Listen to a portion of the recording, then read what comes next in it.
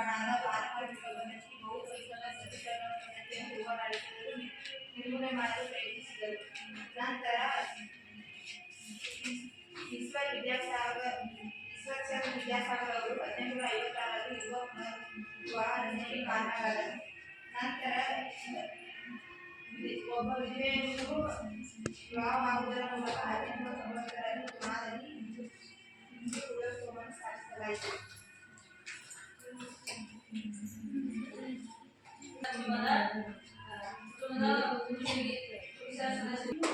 ಪುರುಷರಿಗೆ ಮೇಲಿನ ಸ್ಥಾನವನ್ನು ನೀಡುತ್ತಾರೆ, ಸ್ತ್ರೀಯರನ್ನ ಕೀಳಾಗಿ ನೋಡುತ್ತಾರೆ. ಈ ಕಾರಣದಿಂದ ಸಮಾನತೆ ಉಂಟಾಗುತ್ತದೆ.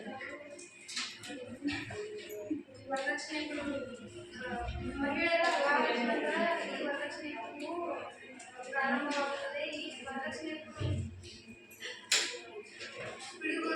ವರದಕ್ಷಿಣೆಯಿಂದಾಗಿ ತಂದೆ ತಾಯಿಗಳು ಸಾಲಗಾರರಾಗುತ್ತಾರೆ. ಮಹಿಳೆಯರನ್ನು ವೈಶ್ಯಾಗೃಹಕ್ಕೆ ತರಲಾಗುತ್ತದೆ. ಈ ಕಾರಣದಿಂದಾಗಿ ಭ್ರೂಣ ಹತ್ಯೆ, ಶಿಶು ಭ್ರೂಣ ಹತ್ಯೆ, ಆತ್ಮಹತ್ಯೆ, ಶಿಶು ಮರಣ ಉಂಟಾಗುತ್ತವೆ. ಅಸಮಾನತೆ, ಲಿಂಗಾನುಪಾತದಲ್ಲಿ ಅಸಮಾನತೆ ಕಂಡುಬರುತ್ತದೆ.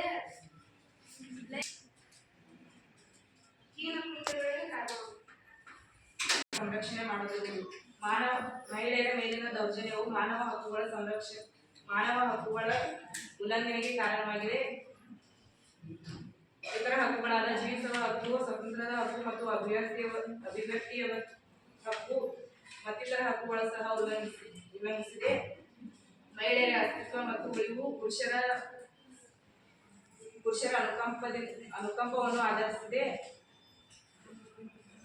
ಶಿಕ್ಷಣ, ಆಸ್ತಿ ಹಕ್ಕು, ವಿವಾಹ ಮತ್ತು ಕೌಟುಂಬಿಕ ಅಸಮಾನತೆಯನ್ನು ಕೌಟುಂಬಿಕ ವಿಷಯಗಳಲ್ಲಿ ತೀರ್ಮಾನ